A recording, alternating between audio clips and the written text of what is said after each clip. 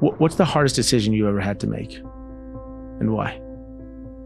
Leaving a lucrative career mid-flight to find something different, better, brighter, more fulfilling, and to give me some capacity to look after my son who's very disabled. It felt like I was giving up, frankly, a pot of money for the future. There's security, all of the networks, brand, identity, all the power and prestige. I didn't feel fulfilled. I felt there was more professionally, and I felt personally that with a son who's very disabled, it was only going to get harder, all the tensions around working all hours, traveling, and so forth. What I hear you saying is, because other people close to you died, what gave you a shakeup, you realize that your current model of both you and your wife really focusing and sacrificing things and really focusing on your child now and your son now does not create a resilient model for your son or for the family going in a few years. God forbid something happens to one of you. Is that what you're saying? Yeah, absolutely. Would I matter if I was gone? He is a strategist, executive coach, and LinkedIn top voice who's guided over 50 plus CEOs and hundreds of leaders to think boldly, lead effectively, and achieve extraordinary results. David Lancefield. Hi, I'm Topaz. I'm the founder of the Emmy Award-winning series, The And. The And has been an incredible journey for the last 12 years. We've brought in over 1,250 pairs to have incredible conversations, and I've learned a lot. Through this work, I've had the privilege of witnessing the bold, the beautiful, and the heart-wrenching, the conversations that reveal us. I've watched, I've listened, I've learned, and now I'm ready to share. David S. Viscott has a great quote that always inspires me. The purpose of life is to find your gift. The work of life is to develop your gift. And the meaning of life is to give it away.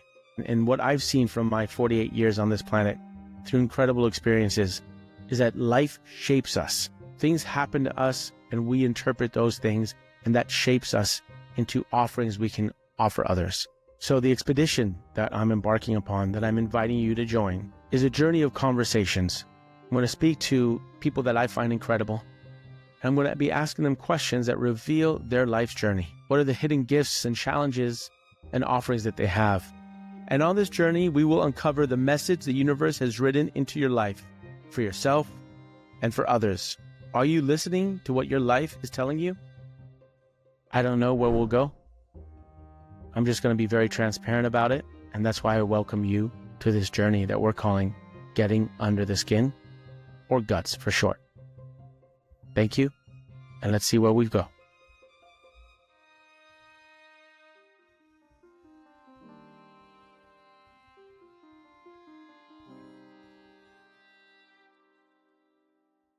Hey, beautiful people. I'm here with another episode of Getting Under the Skin. My name is Topaz, and today we have David Lancefield here for you. David Lancefield is a renowned strategist, executive coach, and former senior partner at PricewaterhouseCoopers, where he became partner at the age of 32. Leading strategy and high-stakes transformation projects across industries in tech, telecom, and media. David is known for his unique ability to bridge big-picture strategy with the human side of leadership, helping leaders not only excel in the boardroom, but thrive as whole people. He is the host of the acclaimed podcast Lancefield on the Line, where he interviews visionary thinkers and doers from neuroscientists and CEOs to creatives and change makers. He also writes for Harvard Business Review, The Guardian, MIT, Sloan Review, Wall Street Journal, and more.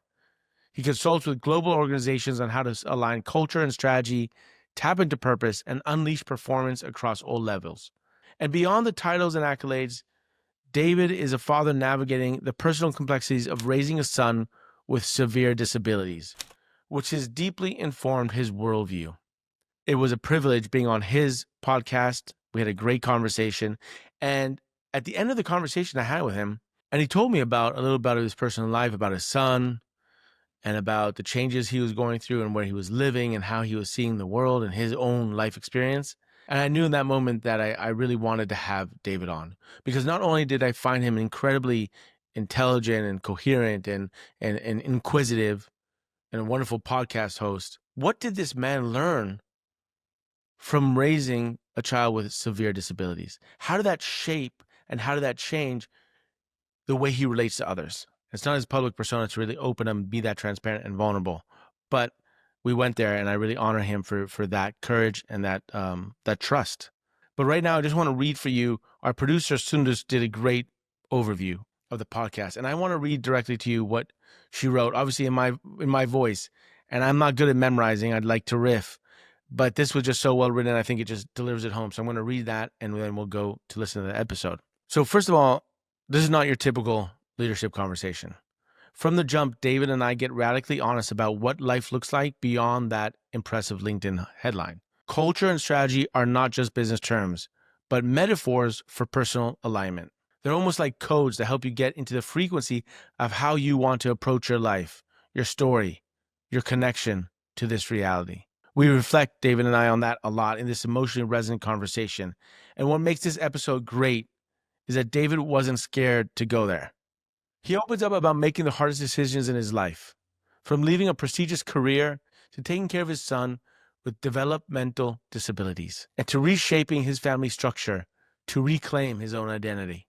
It really takes a lot of honesty and courage to admit that as a father and as a human in the 21st century, how we fail and how we succeed. And there's a beautiful question that we mind meld on and we really explore, which is, how can you both be deeply connected and yet clear-eyed at a distance so you can see the bigger picture? How can you be in it and connected and feel it and sense it and yet be disconnected enough so that you can see the bigger picture? When do you choose attachment and when do you choose detachment? And can you do it simultaneously? David can, and he talks about that. He presents his life philosophies, and we mind meld a bit all around the word combination. Combination is a superpower, something I didn't realize before, but I learned in this conversation. And so without further ado, I bring you now David Lancefield. David, thanks for jumping on. Thanks for jumping on. Yeah, thank you. Thanks. Sorry about all that. How are you? I'm all right. I'm okay. I guess I feel like the year is started emblematically in that we had a production in Beverly Hills surrounded by fires, like on all sides. And everyone was worried about where I grew up too. Oh, it's all burned down, a lot of burned down. I have some friends who've lost everything. Oh, I'm super sorry to hear that. Yeah. And I felt like it was a sign, like maybe this year will be about everything feel like it's on fire, but you have a offering to offer because people were flying in. Flew in from Kansas City, from Massachusetts, from Florida. They even drove 2 hours from Ventura amidst the fire to come and have a 1 hour conversation. So I felt like, oh, maybe that's emblematic of what this year will feel like, like challenges, but you stay on your offering and everything will be fine. Mm-hmm. Let's hope so. Yeah. How's your year starting out? Yeah, we had a great trip to Vietnam before the New Year, so that gave us a lot of juice, as it were. I mean, it's a wonderful country, wonderful people, and at the same time, it sounds it is a bit tough coming back. So it's always that jump back of elation, then back to reality. So I sort of felt that a little bit, but it's all good. I can't complain. Who went? Your wife and your son? 3 of you? Yeah, or more? Yeah. Vietnam for 2 weeks. Just under 3. Yeah. 5 different places. Wow. You do that every year? You guys do a little family trip every year over the holidays? Yeah, over Christmas. Yeah. We partly practical in the sense of here it's very dark and cold and rainy, so we want some sun. A lot of the festivities around here are based around the home and staying inside a lot of the time, and my son generally doesn't enjoy that. So we just sort of go away. He likes getting out. out. Yeah, he's not good at sitting for a long time. Probably like me. Yeah, me neither. I'm always telling my wife, we got to get the kids out of the house. Got to get them out. Get them out. She's more of a homebody. She's like, no, it's great. This is wonderful. We're cozy. Why you got to get? I'm like, no, we got to get out. Absolutely. Well, I just really appreciate you coming on. I am really excited about our conversation. Just to kind of create the space. I just want you to know that what we're doing here is we're kind of taking just imagine that this is a halftime break or like an intermission from the game of life. We're going in the locker rooms and we're just kind of sharing the trail notes on our lives more from the perspective of our souls who are experiencing this physical experience and all these physical lessons and emotional lessons that shape us in this reality. But it's kind of just taking a break from life and just sharing trail notes from our lives. I like that. Yeah, I want to explore the life that you've lived so far, the lessons you've learned, and maybe how life has shaped you for what and to what end in terms of, David S. Piscott, this psychoanalyst and author that I actually don't really know his work, but he said a great saying. He says, the purpose of life is to find your gift. The work of life is to develop it. And the meaning of life is to give it away, which always inspires me. So is that cool for us to depart in that kind of that sounds wonderful. Yeah. expedition? That's ambitious. Yeah. Yeah. And do you have any questions for me before we begin or any? I'm good. So I have a question for you. I want to begin with the question, just what's the hardest decision you ever had to make and why? What an opener, Topaz, and what an opener. My immediate reaction to that would be leaving a lucrative career mid-flight to find something different, better, brighter, more fulfilling, and to give me some capacity to look after my son who's very disabled. And that's a really hard decision. I think there's another one, which I'm probably making right now. Hard because, frankly, it felt like an annuity financially. It's not, but that's how people think of it. Big brand, big identity, all the power and prestige that you think doesn't matter, but does. Then saying, okay, it's not enough. And people at the time, when I told them I was leaving, big firm, great firm, were saying, oh, you're really courageous. And actually the courage was precisely that, which was, you're mad. You're doing you're doing well, doing pretty well. Why would you give it up? You're 46. You've got lots of runway. Why would you possibly give it up to something that's completely unknown, however good, gifted, or whatever you are? It was a difficult decision because I felt like giving up a lot. Why? What do you mean you felt like giving up a lot? Giving up the job or giving up in general? It felt like I was giving up, frankly, a pot of money for the future. There's security.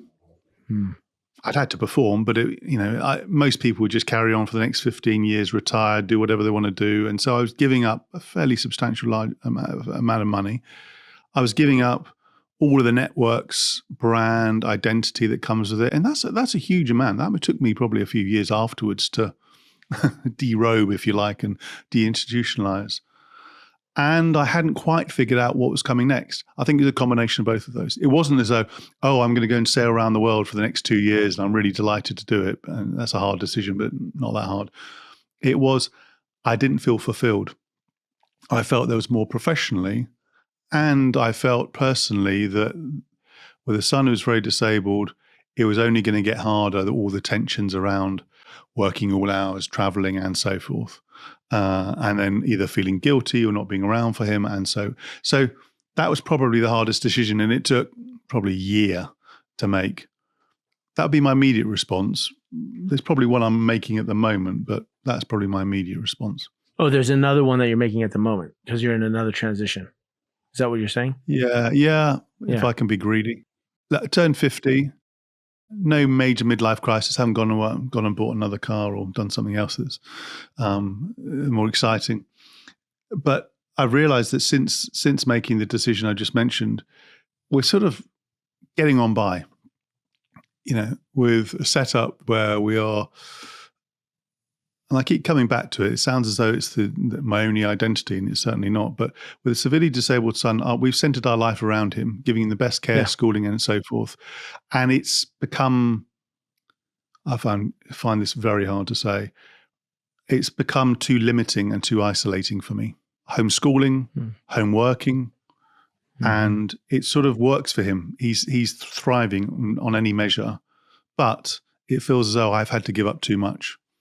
And we've got into rhythms where actually, if I were to look at us afresh, which is what I'm doing right now, it's not great. It's not healthy. It's not resilient. I'm a sociable person. I think people are sociable and we've got to get out more. But that requires a different setup, which is other people need to come into the home, look after him, not just us. And frankly, we're getting older and clearly he's getting bigger.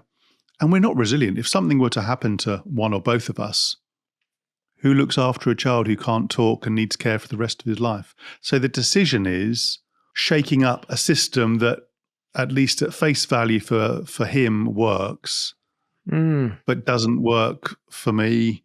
And it requires a new setup between myself and my wife in terms of, actually we all have identities. We all need to thrive for us to live, as opposed to actually we can sacrifice quite a lot of ourselves as long as he's okay, which I know sounds ridiculous, but we've sort of got into that space. So I'm shaking it up a bit at the moment. And I know it's right. In my heart, it feels right. In my head, it feels right. But it requires relearning, rewiring the way we think, how we set up the home, our connections between us. And I don't know where it will go. I'm a positive person, but it's a big decision because I could have carried on just doing what I'm doing and working a bit, homeschooling, looking after him. But I guess a few people I know close to me have either struggled health-wise, who've passed away at an early age, just gave me sounds very negative, a shock to say, I don't want to take that path. Thanks for sharing that. Thanks for opening up and sharing that information with me. And I really appreciate that. It's a sign of trust, and I appreciate that. What comes up for me, if I want to reflect back, is what I hear you saying is, because other people close to you died, what gave you a shakeup, you realize that your current model of both you and your wife really focusing and sacrificing things and really focusing on your child now, on your son now, does not create a resilient model for your son or for the family going in a few years. God forbid something happens to one of you. Yeah. Is that what you're saying? Yeah, absolutely. It wasn't just the health issues and the passing, but they were, I guess, the biggest events. But it was sort of looking around and looking at myself thinking, I don't want to be some sad, lonely, tired person in 10, 20 years' time. I want to be in good shape. And this is the hard bit I'm working through, Topaz, which is, and it's okay to look after yourself and be what feels like selfish. Because actually it sounds very woo-woo. I have a very strong inner critic, which is, this is, I'm worth it. I'm not just his dad. And I love him more than anything, but I'm not just his dad. I am more than that. And when you've had either internal chat that tells you that, or frankly, I don't want to go into too much, but people around you who exacerbate the guilt for, look, you've had your time, you've had your career, you've had your life, you don't need for money. I'm not independently wealthy, but I'm lucky enough not to worry about money too much. In a sense, it's not a concern. You get people who say, just focus on him now. It's like, well, okay. You said, would you? Would you sacrifice everything? And so it's partly me finding my voice a bit and finding my confidence and actually reconnecting with my own identity. And a part of that is being a father, absolutely. But it's not just that.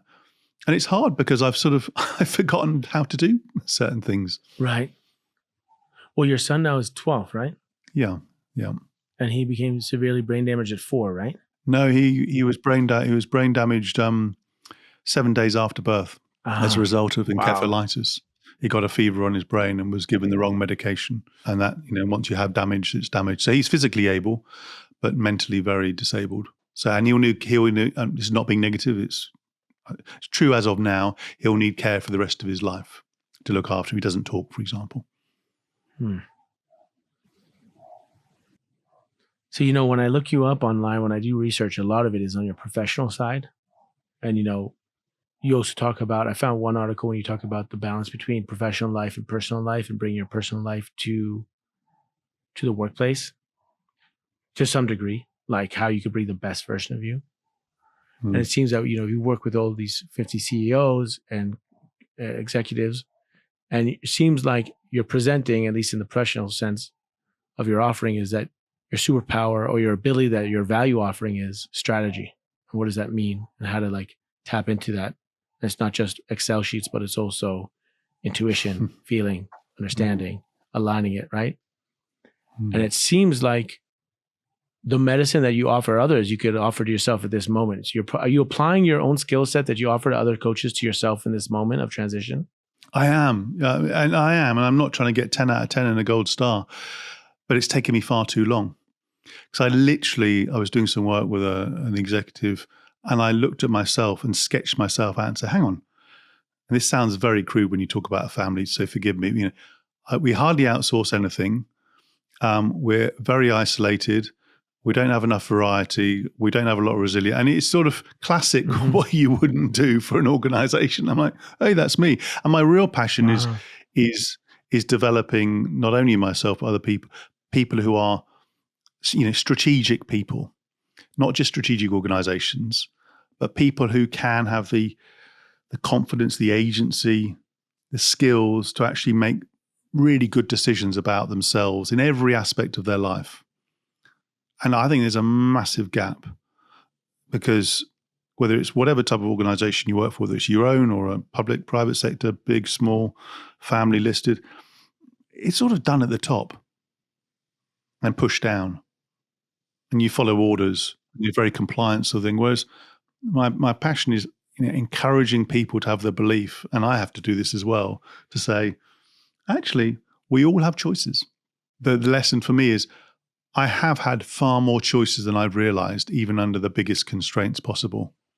Ooh. How I feel, how I think, what I say, how I express myself, even if the life that we have is narrower than many other people. It is more limiting in many aspects, but I still have lots and lots of choices. When did you realize that? On the dark days, you feel as though you're small. There's not a lot to go for. There's a lot more you can give and do, and it's like, well, you can't because, and you have to just stop the script and say, okay, well, what can I do? I can actually. This is the thing I've really developed in the last few years. I think partly due to constraints, and not because of some big plan or mission. It's just developed. I think because of constraints, I can see the good around me in a far, far deeper, more vivid way than ever before. And partly it's a resilience thing of when you're feeling either having difficulties, feeling as though there's no way out in some cases, a lot of which is actually in your head rather than reality. You can actually just look around, and it can be literally a conversation, a smile, a reaction from somebody, the environment you're in. And I have found ways to search that out to the point that it's not just makes me feel good, but actually then you translate it back to the professional sense. It's a lens and a mindset that really is, it's just healthier. We're all facing problems after problems after problems. Of course, you can't just skip over those. But where do you start your day? Where do you start the moment? Do you start through a problem lens, or do you start through an opportunity lens? And that's what I'm choosing to do more of.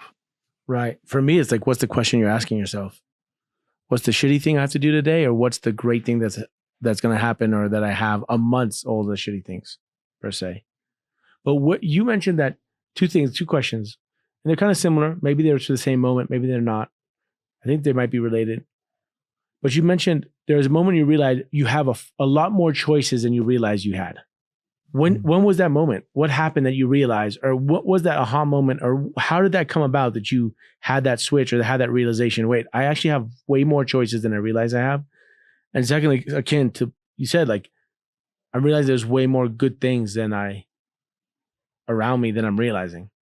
The first one, when I was making the first decision to switch careers and lifestyles, I was very worried at stages I was focusing on the loss. I'm not a negative person, but I was focusing on what am I giving up? And an old colleague who I knew pretty well, not a close friend, he literally he's quite a direct guy. He's from South Africa originally. And he's very proud of his style, which is quite a direct style. I'm not generalizing, but he would say South Africans are quite direct. He said, "You have lots and lots of options, David. I can't wait to see what you're going to do with it." And sort of that was it. And it wasn't to make myself feel better. It was just partly a matter of fact, just wake up, smell the coffee, start doing some work. And I guess that stayed with me. I guess more recently, it's partly spending time with a whole host of different people through networks I've developed, writers I admire. And I mean, I reached out to you. When you meet new and different people, I'm searching for their wisdom and searching to learn a connection with them. And it just starts to rub off on you. So the more I actually consciously didn't just stay to my usual friends and family who I love dearly, of course, most of them, not all of them, most of them. You reach out to different people and take a bit of a risk. And you actually focus on bottling and trying to capture what they're great at. It sort of rubs off on you and you think, hey, come on. Right, my turn. So in line with that, what are you great at? And I'm not asking you as David. I'm asking you as your soul. So forget the ego, forget the being humble. What's your superpower? What's your superpower, and how did you get it? How do you think you got it? And what are the 3 things that you believe most shaped your ability to have that superpower? I think I can see the world, whether it's around me or far away, in what I would call combinations, when many other people think of things in the singular. So I can make connections with people quite quickly and deeply without being presumptive, yet be quite dispassionate. I can get to know sort of read people, understand them reasonably quickly, yet without necessarily getting sucked into everything they're going through, and still be quite objective. Another combination that plays into more my professional self, because you've asked a really hard question about the soul, so I'll try and get there. The professional self would be, I can go really, really big picture. What's going on in the world around us, like really big, the economy, geopolitics, and then quickly flip to, so what are the really micro, the small changes, shifts, behaviors? And those are combinations that people struggle with. And I think I'm pretty good at being able to do both at the same time or pretty quickly. And I guess it has value because it translates the sort of immersing myself in one space and then turning it into, so what are we actually going to do about it? As opposed to it just being, so connections and combinations. I can connect to people, I think. So thinking about the soul part, which I think is a really hard question, I feel I can connect to what's really going on with somebody, whether they are somebody I've known for years or decades or somebody relatively new, reasonably quickly, because I think I can show genuine interest. I think there's a curiosity, a thirst. I think I'm pretty patient with them, let's say myself. So I give them time. And I guess I also, I'm searching for the good, the goodness in what they bring. And I think that can give some positive energy. And that may sound, I'm saying to myself, that may sound quite general, but when if you apply that to different aspects of your life, you can really start, I guess, generating fresh energy, new ideas, new momentum by, really connecting with people, and quite quickly, quickly. I don't know whether that's a superpower or not, but I can find connections and combinations where I think others struggle because they get stuck, or they focus in one particular area, or they're very, very analytical, or they leave emotions aside, or super emotional and actually can't structure a problem or structure an idea. I think I can do both quite quickly. And where did it? I don't know whether that's the right answer. That's what it feels like to me. Yep. Yeah. Before you go to where it came from, I just want to play back what I'm hearing. First, I'm hearing combinations, which I think is really interesting, because what I'm hearing you say is the first combination you said is actually to be able to connect with someone and yet be dispassionate. So like you're connecting with them, you understand them, you empathize with them, but you can also be objective, which is a combo. Because oftentimes if you think I'm connecting with them, I'm empathizing with them, I'm feeling them, and therefore I'm in their emotion. And what I'm hearing from you say is, at least what I understand is you said, I can connect with people, but I can also see it like from objective.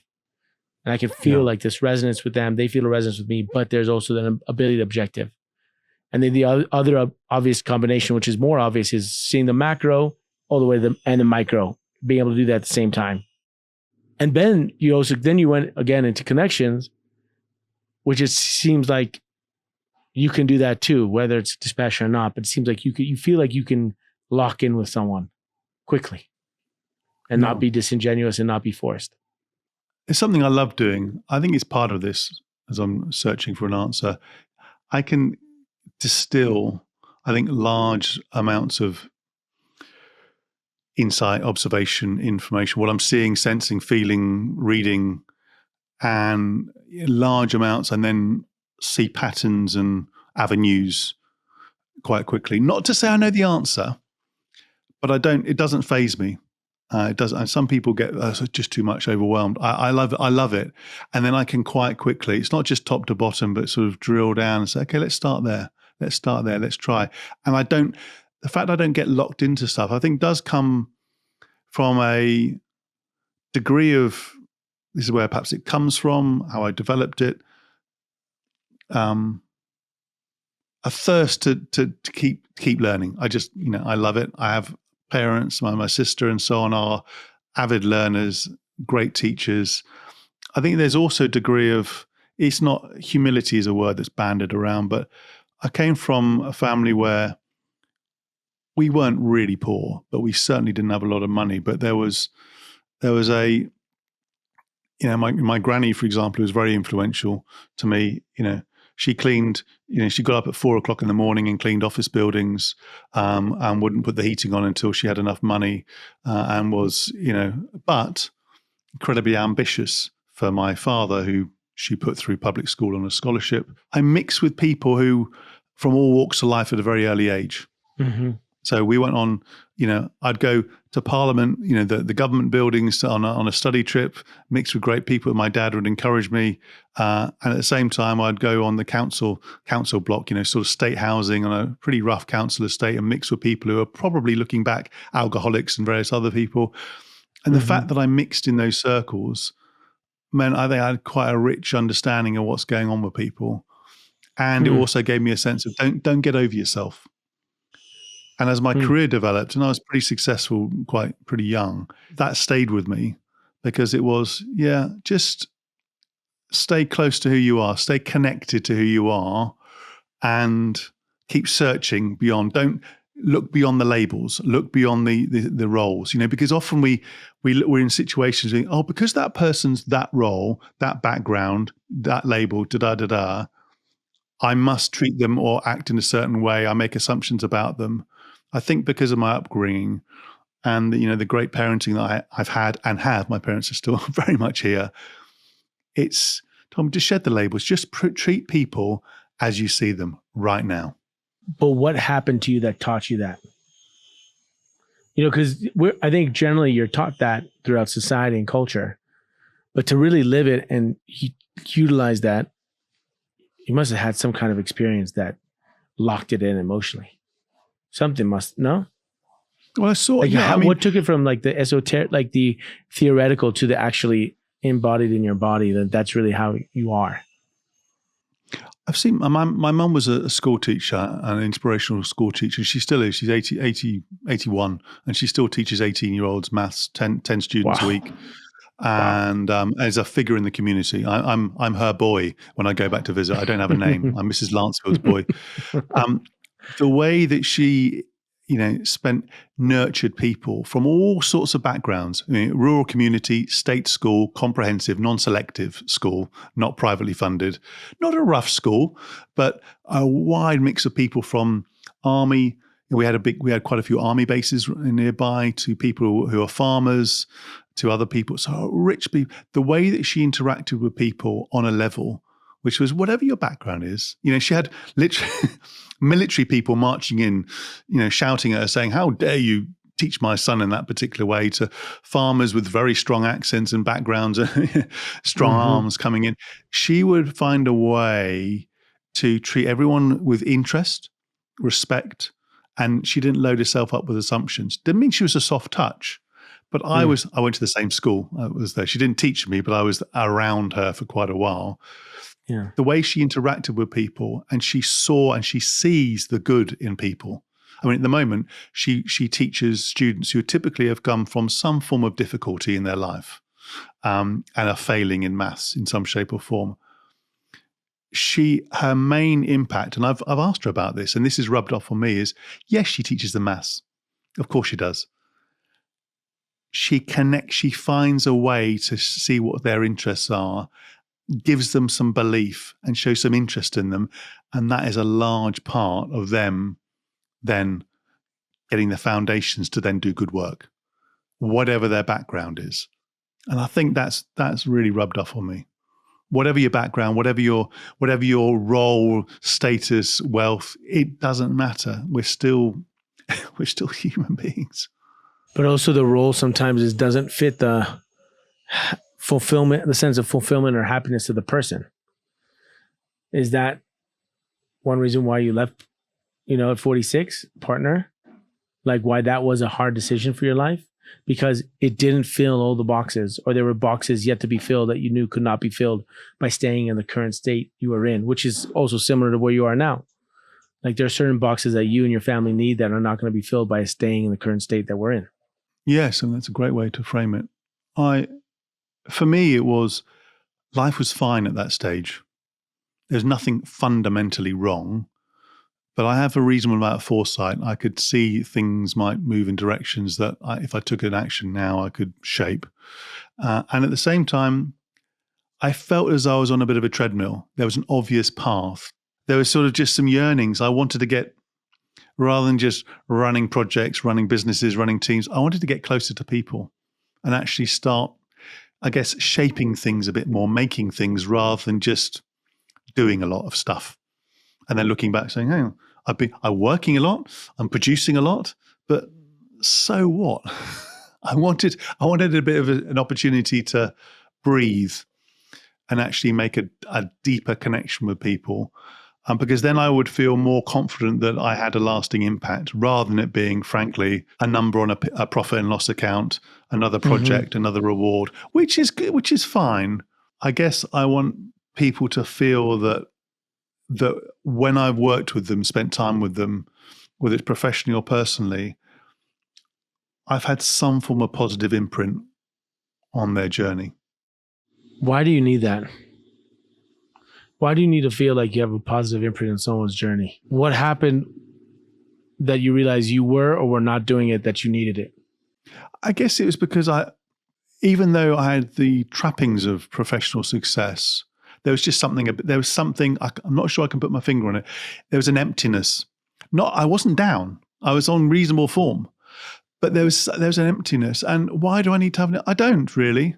It just feels like, it's not an or, i.e. it's all about giving and making a positive, and I have to then sacrifice myself. It's an and, hence the combination. It's like, okay, I want to have fun in life. I want to do things. And I guess there's you have to give something back, right? I mean, well, not everyone feels that way. No, why I is know, that obvious to you? But Why do you think that's obvious to you? Why is that obvious to you? I'll tell you, for me, you have to show up for people when they're dying or when they're sick. You have to. This last year, I've had two close friends my age pass away to cancer, and my best friend's mom died of a stroke and a heart attack. Boom. Wow. I'm really sorry. And for two of them, I was able to fly even for 3 days to see them. One of them, I was not able to make it, and it fucked with me because I was like, wait, I'm not living into what's required of me, what life is about. Matter of fact, I even cut off a friend because I didn't feel he was showing up in the way that needs to show up for people. And I'm not going to. So it's been a real question for me. And what I've learned this year is I think it happened because when I was 4, I was visiting our home, a kid at my age, and was drowning. And I found them drowning. And I looked down, I'll never forget, and I saw them drowning. And I said, hey, they're drowning. And then the father of the kid heard and came over and jumped in the pool and pulled them out, resuscitated them and CPR, and they lived. And I thought it was my mom, but I talked to her about this memory, and she said actually there was this other woman who said, "Why didn't you save him?" Now I realize when I was 4 and they said, "Why did you save her?" I said, "Oh my God, it should have been me. I should have saved that kid." And I promised myself at that age, like, if I ever get another chance, I'll do the saving. And so now this year, when like everyone's on, I have to show up because my wife's like, "What? Why does it mean so much to you?" For me, I'm not saying this is true, but I've created now a narrative around that. Oh, maybe that experience as a 4-year-old that promised myself, if I see someone dying, I cannot let that opportunity pass. I got to step up. Now in this age, I'm nearing 50, like you're 50 already, but I have to show up. So that for me is like, that's an imprint. And then I'm like, okay, well, that's what it is. I don't need maybe, do I still want to hold myself to that standard or not? That's really powerful. That has triggered, I really appreciate you sharing that. That has triggered a thought, which has been it comes up from time to time, but I'm not sure I realized it was perhaps the genesis of what we're talking about. At school, I was bullied pretty heavily. I was a lanky, that's my name, Lancefield, so skinny, bright boy without an accent in a school that wasn't very forgiving. Physical, in the showers, getting beaten up, verbal, I guess. And look, not life-threatening, but it went on for quite a while until, frankly, I did something about it and I walloped one of the guys, and it all stopped. I'm not proud of it, but actually it was the right thing to do. I guess what it's healthy now and unhealthy. Again, I don't think about it every day, but if I feel as though I'm getting picked on, I have something, it just comes in my head, which is, okay, don't get overly defensive, but stand up for yourself. And also then, I would have wanted to have been, there were people around me who could have stopped it. And it's like, I think I would have wanted to be one of those people. And frankly, looking back, I don't have a good enough memory for this. My sister has a brilliant memory. I wish I had hers. It may have happened to other people and I just let it pass by. And so when it comes back to, making an impact on other people, it's, okay, perhaps that was a trigger to say, look, there's more than just you. There's people in the world who, whether it is suffering pain or actually they just need a nudge because, they're already good, but they could be brilliant. It's like, life's too short. Why would I not intervene? Why would I not support them if I feel I could have done something? And I think that's one of the triggers. Oof. I have a vision when you say that of you getting bullied, and I'm not saying this is what happened, but I have a thought like, because I'm a film director, so it's like I see it in this scene where there's a kid getting bullied and he's looking around for like an escape route or some help, and he sees bystanders or someone who could do something but don't. And there's like, wait, there must be like a hook in there, like, wait, why not? And then maybe some other time maybe you're at some point were one of them who was seeing someone else and didn't do anything. And same question comes up, should I not? Yeah, and it's interesting now. Again, it's not something I haven't had therapy about it. It's not something I've thought about, but there are situations that I get triggered more than I should. And I've had to find ways, I'm a pretty tall, big guy now. And it's, there are certain moments that people occasionally rub you up the wrong way. And I just have to say, okay, I can walk away. I don't need to engage, or I'm more skillful than that. But I guess the trigger being, and it's interesting now I think about it, I can actually remember, given you mentioned the film director, but I can actually remember the changing rooms right now, and actually where it was and what happened. And it's quite upsetting actually, because it wasn't necessary. And I didn't do anything fundamentally wrong. I wasn't being nasty to people. I was just different. And it's not, and I get this now, I'm white male and I'm middle class. I wasn't middle class, but a white male, I was still very different from the prevailing norm. And I guess for me, not only there's something about standing up for myself, but it's standing up for other people a bit. Not in my way, but if I feel it's a bit like this, I've got some people locally who are work in some of the shops, and I work at home mostly. I've got to know the community a lot more in the last few years. I'm not there to solve their problems, some of the people there, but through just usual conversation, dialogue, interest, time, each of them has something amazing they're looking to do. And through a series of conversations, I think I have, in a very small way, nudged them forward. They're not all there. And it's beautiful. I love it. It's beautiful. And 10 years ago, I'd have said, hey, it's all me. I'm the hero and so on. Right. I think now it's like, hey, I think I just left a good imprint, and they make me good coffee as well, which is nice, but not as a result. It's not a trade. Yeah. That makes me think of, for me, a long time, until I was 37, I thought of myself as a film director and kind of like filled into that mold, and that was like an identity that I cherished and I liked, and it gave me ego points or whatnot, or identity points. But that was a doing. You can't be a film director. You can do a film director. And at some point I switched and I really questioned, like, what am I calling myself? So I call myself a story breaker. And why am I a story breaker? Because that is something that you can do, but you could also be. Meaning you could do things. You could create films. You could create card games. You could create theatrical experience. You can create, but you can also be it in your presence when you're in conversation with people. Right? Like creating opportunities, a story break. So, that actually, there was a time when I was really, a few times, but there was a time when I was quite depressed, building the skin deep and everything. And I really had a hard time getting out of bed.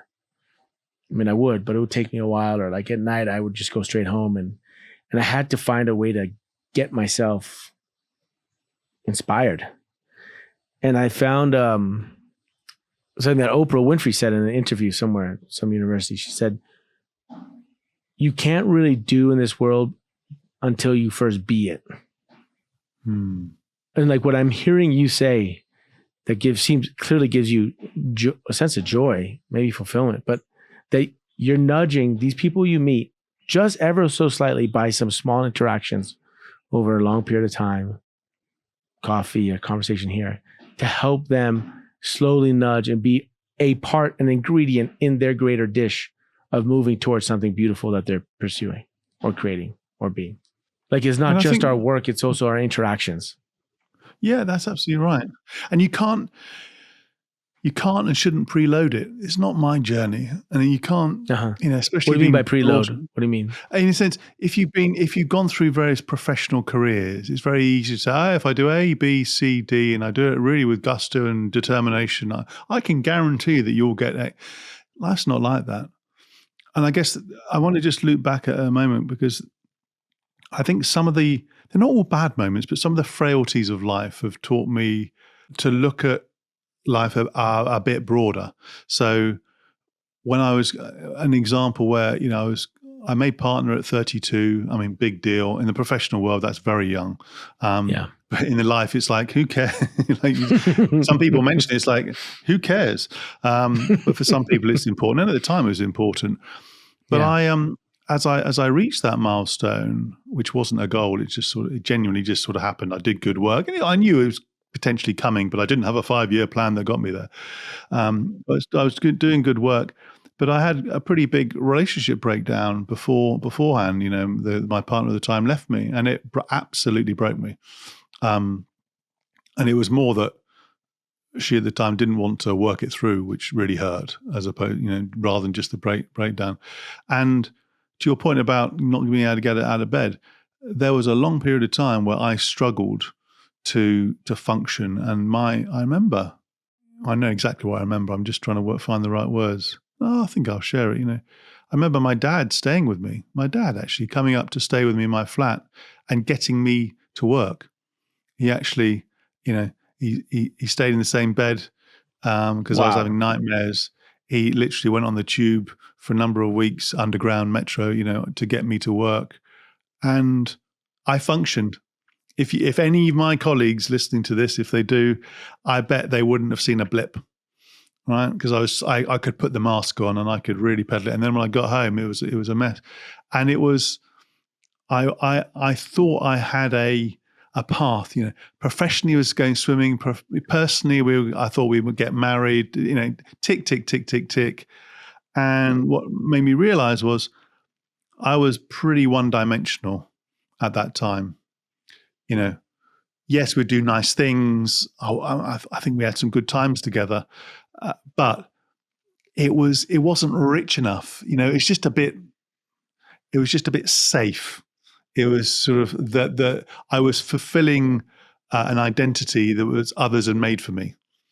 And I think it was the shock of that breakup that effectively really challenged me to say, okay, so what's this? And this was around 31, 32. What's this life all about? It's not all about money. It's not all about professional success. It's not all about, the nice holidays you go on. That can play a role. It's like, who am I? Who am I again? Just remind me. So that painful breakup was actually, in some sense, a gift. Yeah. Yeah. And also it gave me a gift of realizing there's a lot in life.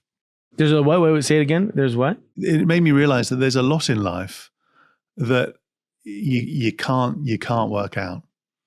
And perhaps you shouldn't work out.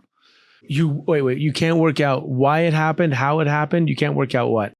All of it? Well, as to either why it happened, but actually the reasons in that case for, why did they leave?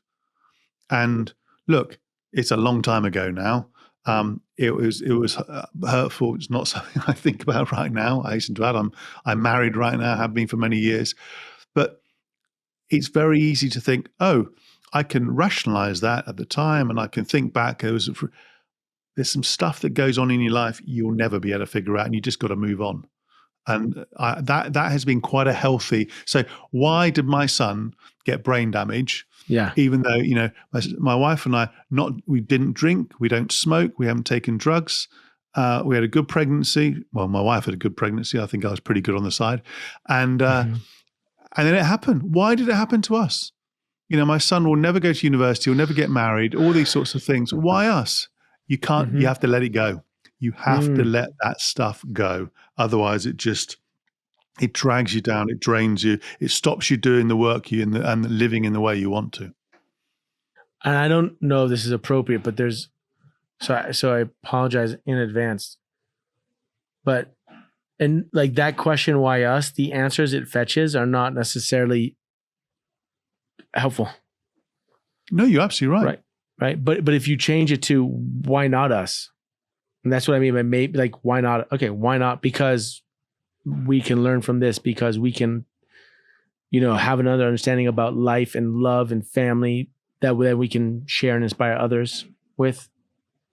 Just by putting that can fetch you slightly to better, or not better, but answers that can offer you more utility in your life. Yeah.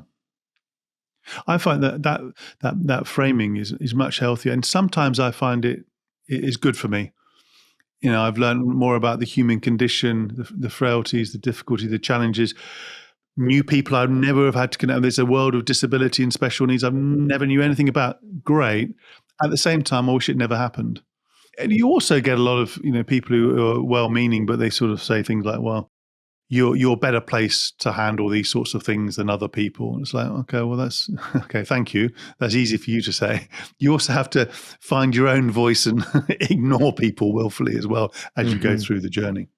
What are you learning as a parent from your son? What are you learning that you would not, that you would not have learned otherwise?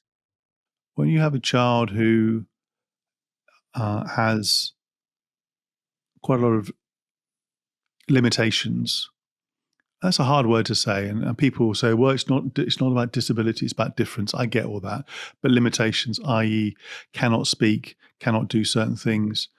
I've learned about I don't know whether it's compensating strengths or just different strengths that I never would have realized otherwise. And I'll give you a couple of quick examples. Yeah. My son can pick up moods, emotions, stress, whatever it is, to the degree where you think, given his cognitive abilities, probably around 3 or 4 years old, probably about 3, to the point it's incredibly sophisticated.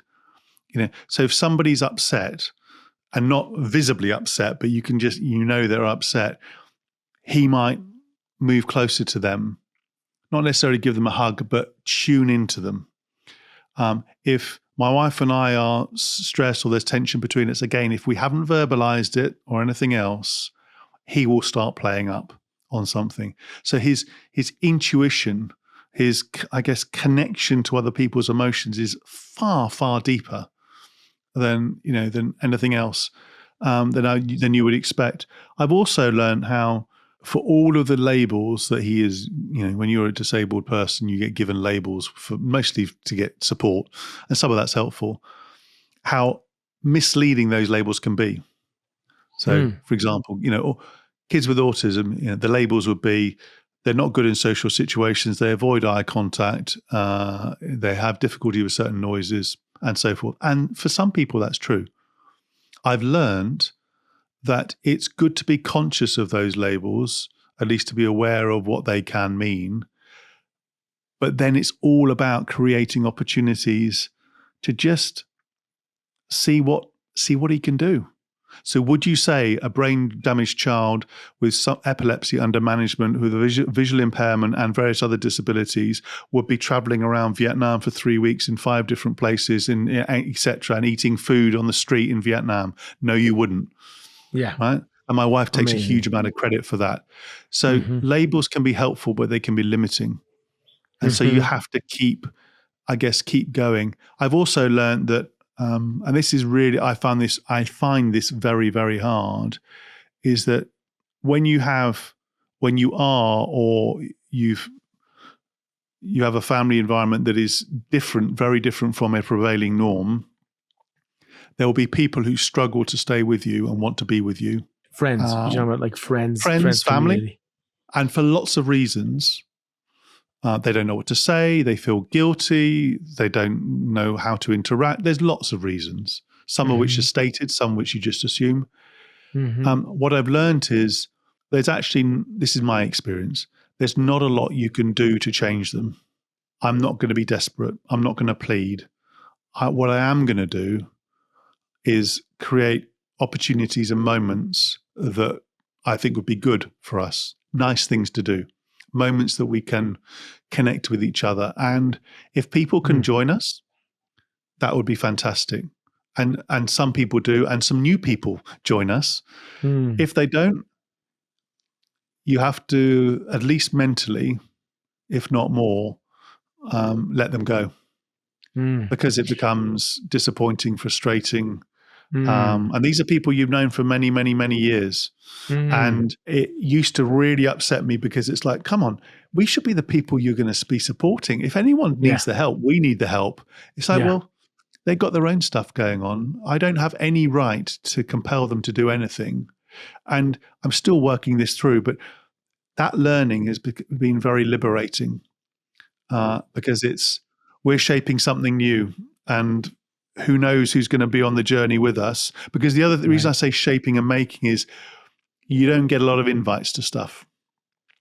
We don't get a lot of invites to things. It's not that may be about not just my son, it may be lots of reasons, but I'm not saying this to get invites, but if we stood still, it's not as though every day through the door on email, oh, please come round, please do that. I mean, it's like crickets. What comes up for me there is, I interviewed a woman, incredible woman at 93, 94. Never did anything with her, just interviewed in a conversation with her. And I said, what's the hardest thing about being old? Elderly, 93, 94. She said, people don't want to talk to me or be around me. She was very social. I mean, incredibly social. So I found that an awkward response. I said, well, why is that? Why do you think that is? And she goes, well, because I remind them of the death that's coming. I remind them of their own becoming age old. Wow. And I wonder if people see the challenges that your son has, and they just realize the fragility of life, and they have a very hard time sitting next to the fragility and the, in some sense, unfairness of life. He had a fever, he got the wrong medicine, and boom. And maybe that gives them a sense of confronts the fragility, frailty of life and what could happen to them or their loved ones. And sometimes we just rather be ignorant to it because then ignorance is bliss. I think that's certainly part of it. Because I think this is really helpful to ask you this question, which is, what would be your advice to anybody who has someone in their life that is challenging for them to be because of their disability or limitation or something, or because they're dying? Like, what would be your advice to them so that they can, not say confront, but like acknowledge their own reservations or their own like pushing away of others? What would you tell them to coach them, to illuminate for them so that they could take that one step closer to being supportive, to being invitational to situations or people that might be confronting or challenging for them? I think what you addressed there is a big gap. We just we're not taught. We don't mix with a lot of people from an early age. There is a big gap there. What would I say though? If you're like asking the right questions, if you are trying to, there's something about what questions can you ask, whether it's the family, the person involved, so you can spend time with them, be a good friend, good family member, colleague, whatever it is. So a question would be, okay, so what do I need to know about? What do I need to know about so we can have, spend good time together? And it's partly them coaching you. Now, in my case, I try and reach out to people, is there any questions you may want to ask about my son? And that would be helpful. Because there's often a gap of, I don't know what to say. I feel uncomfortable. Is it going to be delicate? Is it going to be difficult? So there's something around what questions could I ask? But are you talking about to yourself, or are you talking about to say me, who's uncomfortable coming around and doesn't invite you to? Yeah, so you asked about if you were the person who's uncomfortable, right? So if I was the person who's uncomfortable. What would you tell me? Yeah, would you tell me to look at the questions I'm asking myself? Or I would say, if you can and feel brave enough, call it out. So calling out, saying, look, I'm feeling a bit uncomfortable. It may be wrong, but I want to be a good friend. I want to be whatever it is to you. Help me. Even just calling it out and not trying to solve it, but just calling it out shows your intent. That goes a long way. So that would be one aspect. I guess another aspect would be, this is my experience, we're so involved in the care, the support and so on of ourselves and my son that we're not expecting a lot. So I guess the person who's feeling uncomfortable, they're not looking for you to solve anything. They're not looking for you to do a lot. They just want to be with you. So it's sort of down dial the expectation of the contribution. Just physically being with somebody is just frankly enough sometimes. I guess another aspect would be if you are feeling uncomfortable, if you are being distant, do something that you really enjoy. Think about doing something that you really enjoy. You only really enjoy doing, right? Mm-hmm. And then just say, look, I'm really looking forward to going to my favorite pub, going for a walk, going for a bike ride. I'd love to do it with you. How could we make that work? Mm-hmm. So you're doing something you'd actually probably do anyway. And all you're doing is saying, hey, can we do it? Now, the answer may be no. But the act of reaching out and saying, join me, is incredibly positive. I think this is a really hard question because I'm not sure I've had the answer, hence why I'm struggling a little bit. But I think people often feel they need to say the right thing, solve the issue, talk about it, and also, but actually they don't. It's the connection's a lot simpler. And I also don't want to talk about this issue only, although I am now. Right. Remember, the fourth thing I'd say to people is, remember that this is only one aspect of them. They might want to talk about what's going on in the football or in the locality or a good book they read. Just perhaps invoke other aspects of them that you know and just talk about that. And doing so is not being disrespectful for what is glaring you in the face. Yeah, what comes up for me is, and I think that advice about being present, or what comes up for me that I've noticed this last year in the passing away of people, And most recently, the fires in Los Angeles, where a few friends of mine have lost everything. And even with some political situations in the last year and a half where people feel fearful or great deal of injustice, is just checking in on people. Like I'm amazed at how just saying, "Hey, I'm thinking of you today.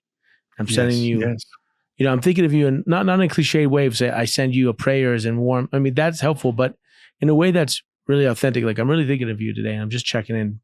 Why? And it's amazing to me. I've been on the end where people have done it to me, and I was remarkably moved by like, yeah, wow, that actually did help. yeah, Or yeah. how when I Completely checked in agree. and it just wasn't a big deal for me, but just thinking of them was on their end a big deal. And what struck me is I think it's because we want to know that I'm going to say important, but it's not important. It's being seen. Usually when you're in, important scene, like I am here and you acknowledge that I'm here, whether it's that I Yeah, lost my home, whether I lost my husband or wife or my parent, or I have a, challenging support of my child, whatever. It's like I'm seeing because we're network beings. Like we like we come to this reality so that we can share and reflect experiences. And so just checking in. Oh, thanks for thinking of me because I feel like I'm in my own challenge right now. And just to know that someone else in their own world is checking out my world means that like I'm important. I'm seen, right? They're thinking of me. completely Sometimes agree. that's enough, right? Yeah, I completely agree. One thing I remember when we were in the lockdown in the pandemic, I I was walking through with the woods with my son, and near our house, beautiful moments, actually skipping, and I wanted to reach out to some of my friends, and I just literally just recorded some pretty ridiculously boring voice notes to a few of them. A very boring thing. And it was very selfish, which is I want to just feel as though somebody's heard me. Not necessarily that they reached out to me. Mm-hmm. And boy, I mean, the reaction to it. I mean, if I looked at a transcript, and I haven't, but if I did look, I'd be like, that would be like a B minus. That'd probably be a C or a D in terms of quality of content. But it was just that connection. And I think going back to myself, I'd be lying if there haven't been some dark moments. I'd hope that people would think I'm reasonably positive, not gleefully, but when you go through what I've described, there are some dark moments when you've not had a night's sleep in 10 years and then get up 2 or 3 times a night for your son. And, it's that 3 a.m. slot. There are some dark moments. The thing that comes to my mind, and I'll say it out loud, I haven't said it before, is that, would I matter if I was gone? Would I matter to anyone? Would I matter? Which feels incredibly self-indulgent and selfish as I say that, but would I matter? And I'm ashamed to say it, but I've done it a few times, which is if I don't reach out to people personally, let's say professionally, would I get much back? And sometimes the answer is, if that feels very transactional, tit for tat, reciprocity, and so forth. But I have felt it, and the answer is, it would be, a lot of scores in one direction. I reach out and not a lot back. However, I think this is a small S superpower. I'm pretty good at turning that voice down and turning up another voice which says, "That's true. That is factually true. Okay, so what are you going to do about it?" This is the strategy bit, right? This is the choice. What are you going to do about it? Are you going to just indulge yourself, become glum about it? Or when you do have those moments with people, are you going to enjoy them as best you can? Because if you don't, what's absolutely clear is that you turn your tap off, not a lot will happen, and you'll be on your own, and you definitely don't want that. So it's a choice. And I choose to connect, probably to give, and that's enough for now. That's enough, just right now. That's beautiful. Have you been more discerning between where you're turning on the tap and where you're not?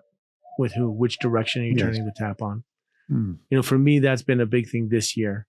Yes. And I'm wondering for you, are you in lieu of what you're learning and experiencing and seeing, what is that discernment? Where is that discernment between where you turn on the tap and where you've decided not to turn on the tap? Yes, I am more discerning. It's more intuitive than highly analytical. It's not as though I've done an audit Got of it. all the Yeah, people. yeah, And yeah. I know people It's do that every year, intuition. an audit. It's No. and also not being hard on people who perhaps haven't given as much as I might have thought they would. Because if I flip the script, I'm not sure I would have done much more myself. But there's some simple principles which work for me, which is around, okay, when we are together, is there genuine connection, fun? Are we growing together, or are we just reminiscing of the past? Are we moving, together? And secondly, when we do connect, even if it's from an email, a message, all the way to obviously something face to face, is there enough interest in me, or is it more of a trade? Wait. What do you mean? What do you mean by trade? You mean I'm coming to you, David, because I want something from you. right? And that's where the Transactional. professional and personal sort of can blend together. And of course, we're in a trading, everyone trades something, interest, attention, and so forth. But if it's all, okay, I also don't need therapy from my friends. That's the other thing I've realized. I have actually hired a coach stroke. He's a coach, a brilliant guy, coach probably with a degree of therapy behind him, as part of the decision I'm making now to develop my own identity. And it's been really helpful. One, he's brilliant, but secondly, it's also helped me draw a line when I probably have lent too much on some of my friends, where they probably, this is too much. They haven't said it, but I felt it. I can't deal with all this. It's too much. And actually, it's been helpful to segregate the two, because then actually I can nurture the friendship. Right. How has your experience changed your understanding of what love is? Like, what does love mean to you? How does it show? How does it show up? How do you cultivate it? Maybe how is it different now at this age in your life versus how it was when you were growing up or in your 20s and 30s? Like, what have you learned about love? What does love mean to you now that it didn't before? I mean, it's a tricky topic, because some of the, I guess, decisions, changes, shifts I'm trying to make right now are in part because of losing some of that in our family setup. And that's probably as far as I want to go between my wife and me. We've got some work to do. Yeah. I guess love for me is around a depth of, it's more than affection, although that matters, a connection, a bond, whereby yes, it needs to be nurtured. Yes, you need to show it, but you can come back to it, and it's still there.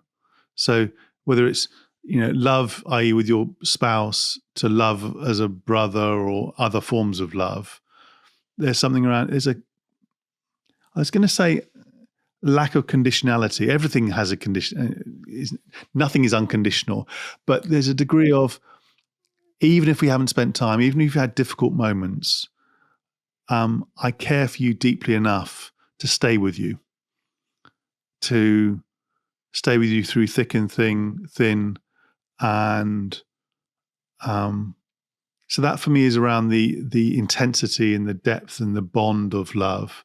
I mean, how you nurture it, I'm not sure I'm the best case study of that, but that is around how you, and this is your brilliant work, and that's why I reached out to you. How do you start having new conversations, showing interest in all aspects of a person, realizing that we all grow, that we have other fears that perhaps were unhidden, rather than taking them for granted. And somebody who loves somebody would, I guess, recognize that either they or they together or individually have become stale, or that there's some longing that needs to be satisfied.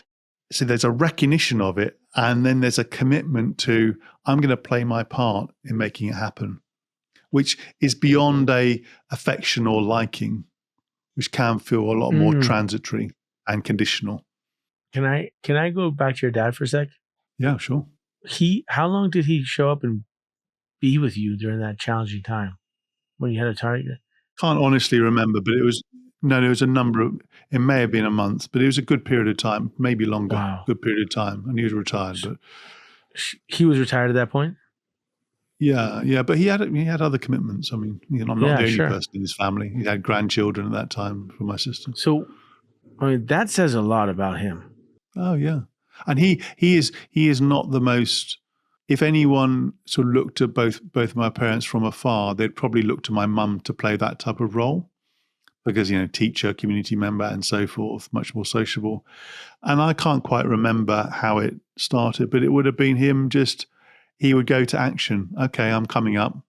They live in the south of the UK. I lived in London at the time. Okay, I'm coming up. Right, I'm going to be there. And not to fix it. I mean, just to be and there. the paradox, this is wonderful.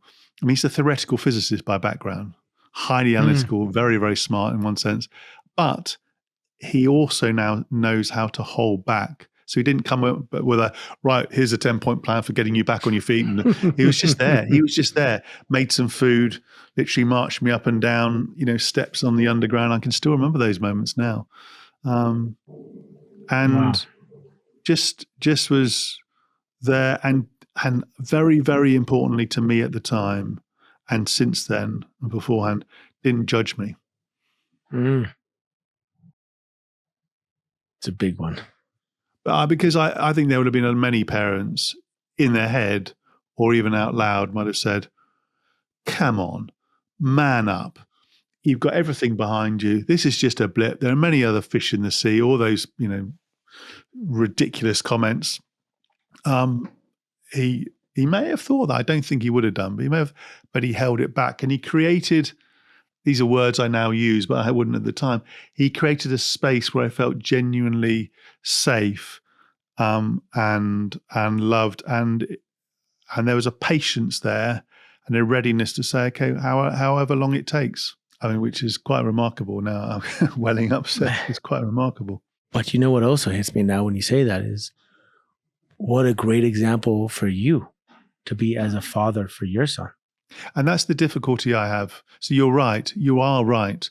But this is the voice that I'm working through in my head. It sounds as I'm in my head all the time, but I think we all do spend a reasonable amount of time in our heads, which is unintentionally I've created a narrative which is I'm a good father. I share in certain groups online snippets. I'm very careful. I do not over disclose snippets of, because I know I have learned from other people in my situation a huge amount, and I'm very grateful to them. I want to do the same, so passing it through. But I've created that narrative, and my concern now is, as I try and reclaim a bit of myself, for all the reasons I mentioned, I will damage that, narrative. I'll damage, I will not be as good a father. Now, the rational part of me says, actually, it'll be good for Sachin in all these ways. It'll be good for me in the long run and so forth. But the short term is you're just being selfish. Sure. And I get coming back to the combinations. It's actually being comfortable that actually that's okay to have both of those at the same time. Mm-hmm. It's okay. Mm-hmm. Yeah, the combinations. I love that superpower. I have not thought of that as a superpower. The combinations. It's like not this or that. It's that ability of doing combinations, of being on both sides of a spectrum. If you look at, the work front, the world is less so in recent years. The world and organizations and teams are driven by, I call them verticals, specialisms. You go deep. And actually, the fascinating thing is when you can look across connections. I did a piece of work on collisions between trends, which came up with lots of new ideas, and people still talk about it. The challenge, of course, is how do you use that way of thinking about combination in a world which actually really focuses on specialisms and specialties. That's a different topic, but I love it. I find. How are you developing that superpower then? in this workplace? What is the challenge of developing that gift right now, or what has been and what is? The challenge is clients, colleagues, contacts, understandably we all give each other shorthands. I'll give an example. When I spent some time with a former CEO of my company, I sat down and I said to him, "What do you think of me?" And this is a guy, a brilliant man, a huge amount of respect for, but not the sort of guy you'd ask that question to. And he said, "David, you are brilliant, affable, and complex." And of course, I focused on the complex. And what he really meant, because I asked him, I literally shut the door at that point. I said, "I want to know." He said, "It'd be much easier." It says, "David does deals, M&A, mergers and acquisitions. It's easy. David does deals. David does this." So the challenge when you work in combinations of topics is, how do you distill it into something really simple that people go, "Oh, he does that. Oh, it's important." So for me, I'll give you a quick example. Yeah. I think there is a massive gap between how organizations and teams think and act strategically about the future, how they make choices, and then how they act day to day. Culture, the combination of strategy and culture. Yet, if you look at the world of practitioners and clients, they go, "Oh, I need a strategy person. Oh, I need a culture person." It's like, yeah, but I mean, and many people have a nosebleed when they think of the other one when they're doing the work. "Oh, I don't touch the culture stuff," or strategy. That's a different person. Yet the world needs the combination. But how do you package it in a way that's easy to digest? That people can buy. How do you make it into a commodity? How do you make it right? That people, even though it's not a commodity. Someone mentioned that you know the soul of the company. One of your clients said, you said that. Yeah, Director General of the BBC. Director General of the BBC said, you know the soul of the company, that's a great testimonial soundbite. But like, what is the soul of a company? And then how do you affect it? How do you engage with it? Like for you in your work, like what is that? It's looking beyond what people do day to day, how they show up, how they perform, into really understanding their motivations. Why are they doing, what's going on here? Why am I showing up? Why do I care? What's the causes I want to affect by being here? So yes, you need to understand how they operate, but it's being in the rooms, spending time with people, seeing where their eyes light up, what they absolutely won't do, what are the red lines around them, because that gives you a flavor of, okay, so if they had to write their most compelling story, if they had to break a story, to use your word, around what they were most proud of in that role, in that job, in that career, what would be the motivation that's really driving them to create that, that proud moment, that impact? And so for me, how do I go about it? Really asking incisive questions that go pretty deep, quite pretty quickly, looking at examples of the great and the awful in their team. Wait, go back. Great and the awful. Tell me about that. Yeah. So when they've done their absolutely best, award-winning, smashing it out of the park work, or they've had their absolute worst moment, an ethical issue, a crisis, what's happened? What's driving it? How have people shown up in that particular way? It's going, if you like, beneath, looking in the ocean, if you like, beneath somebody. The currents, the undercurrents. But is that the culture? Is that the culture? It is the culture. And when you know what the real, I guess the foundations of the culture, because culture is really about behaviors, what people do every day, but it's the foundations of culture, you're then more able to make really great choices about where you go. If you understand what people are up for, what they do, what they believe in, when you then say, so what could we become? Imagine asking the question, I get you. Where would you dream? What could we do if we're at our absolute best? How people can do strategy work for any type of organization without having a deep appreciation of all the elements of culture is beyond me. Because what happens is you create something, or you create a journey, or a destination, a journey, a plan, to feed the strategy. And then you're looking at organizations saying, okay, I'm not sure whether we can do it. There's a massive disconnect. Right. What I'm hearing there is the strategy should come from the soul. The strategy should come from the culture. It's a strong foundation. It's a strong foundation. If you understand the motivations of the people, what they're really there to do, and very importantly, you give people the belief, the tools and the skills to make choices about what they do, how well they do it, how they show up. And you do that at scale. So it's not just the top people, but everyone makes choices. You have a group of people who are so much more engaged, so much more willing to do the extra mile and aligned, that actually that organization is more capable than ever before. If, however, you skate over the motivations, you ignore them, you tell people what to do, you effectively give them choices, they will comply to a degree, they will improve their productivity to a degree, but you're not going to do anything amazing, are you? You're just pushing, nudging. You're not, flipping, shifting, transforming, are you? Well, I'm hearing just that there's that correlation between culture and strategy. And sometimes you need to change the strategy because you need to adapt to the realities of the market or situations or whatnot.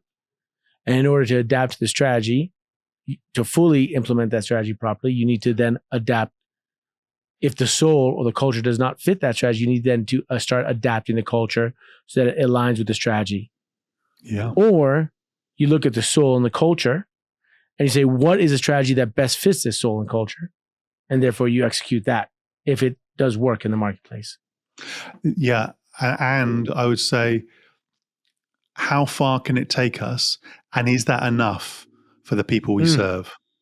That's the critical part. In the purple we serve. Is that enough in the people we serve?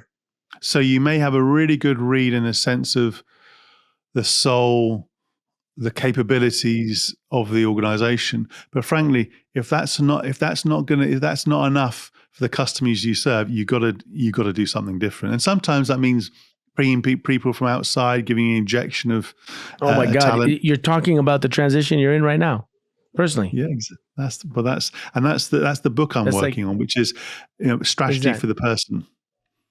Wow. So the massive gap around, which is, if you're not strategic as an individual, as a person, how organizations can be, of course, organizations can be strategic, but there's a missing element. There's a missing element. It's like you're treating people like little dots on an organizational chart or a series of robots. Well, what I'm hearing you say is that strategy is not just the head. That's what you mean by it's not just the Excel sheets. It has to be connected to the soul. It has to be connected to the heart. It has to be connected to the culture. Whether it's the company or even you as an individual, there has to be that connection to have effective strategy, to have effective culture. Just makes me think of the biggest nerve in the body is the vagus nerve that runs from the stomach to the brain, from the gut to the brain. Yeah. So you could have the best idea, but if it's not connected to your gut, you're not going to execute it. It's not going to happen. I love the framing. It will happen to a degree, but it won't happen to the full potential. So people will do the work. The question is it enough? Is it what you could do if you were more connected to it? And the rider on it, I would put, is particularly to executives, stop making the assumptions that we're all motivated by similar things. If you actually give people a chance to craft what they want to do, shape it more, if you give people an opportunity to make more decisions, to share a bit of what they're interested in, yes, it takes more time sometimes to do that, but you'll get a depth of connection where people will give, all of themselves rather than, a mask. I remember, just a quick anecdote. I remember, and I was guilty of this. I remember one individual in our team. She gave a talk at a sort of lunch and learn, as we called it. And she was an expert mountaineer. I mean, world class. So I've just been on holiday. Where have you been? Whatever. And it was like, oh, some people have been to the beach. And she said, I've just been up Everest and these other, unbelievable stories, technically difficult, unbelievable physical resilience and everything else. And somebody in the audience, it was one of the youngsters, by age and mindset, said something like, so how are you using all your skills and nous in that part of your life at work? And she gave a very polite professional answer. But the reality was that she wasn't giving hardly any of it. And that was partly on her, partly on the team. But you sort of think, we're just taking small slices of ourselves at work. Imagine what more we could do. But finding that line between bring your full self to work, but we still have to operate as an organization. And sometimes the organization takes priority, because if the organization dies, then we don't have, we have to go find another job. I think it's the bringing, I guess, the most relevant, specific Part of parts of that. yourself, not To that the whole service. self. And that's the Right. challenge, right, of that connection. How much, so it doesn't mean sharing everything about your life. It doesn't mean using all the skills from the background, but it's, is given what this is a question I ask my clients, which is the flip is, what does the organization most need from me? What would it value most in me? And then the flip question is, what do I want to give at my very best to the organization? And is there enough of a connection? There's never a perfect one, right? I mean, you're in la la land if you think there is, but is there enough? And it's also the key word there for me is potential, full potential. Because you can get it done, but is it really achieving its full potential of how much you can? I mean, you're going to put this effort in. It's like, yeah, I can dance tango, or I can really get into it and really express myself through tango. Yeah. Well, I really appreciate your time, David, jumping on. This was a pretty wonderful conversation. Likewise. I enjoyed it very much. Thank you. Thank you so much for your time, man. And thank you for opening up and trusting me in the space and sharing a bit of yourself. No, thank you. Thank you. There are some things there. There's nothing that I can flip pretty quickly. Nothing there that I would want to take out. But it was, of course, I with your prompts thought of some things in advance. But that's the beauty of some of the conversations and the space you create and the interest you have, which is certain things emerge, and you don't always realize. And so, yeah. I need now, before I go to bed, I need now find a way to just lighten the load a little bit. Go for a walk outside in the dark. Guts is a Skin Deep media production. The show is produced by Sundus Hassan Noli, video by Dane Montezan, with editorial support from Ants Cabral and executive produced by me, Topaz Adizes. Special thanks to all the guests who showed guts, without whom there will be no getting under the skin. Interested in joining our community and following this journey? Visit guts.podcast on YouTube, Instagram, and TikTok.com for in-depth conversation card games to create the space for connection, intimacy, and deeper conversation. Thank you for joining me on this journey. Until next time, keep having the guts to get under the skin.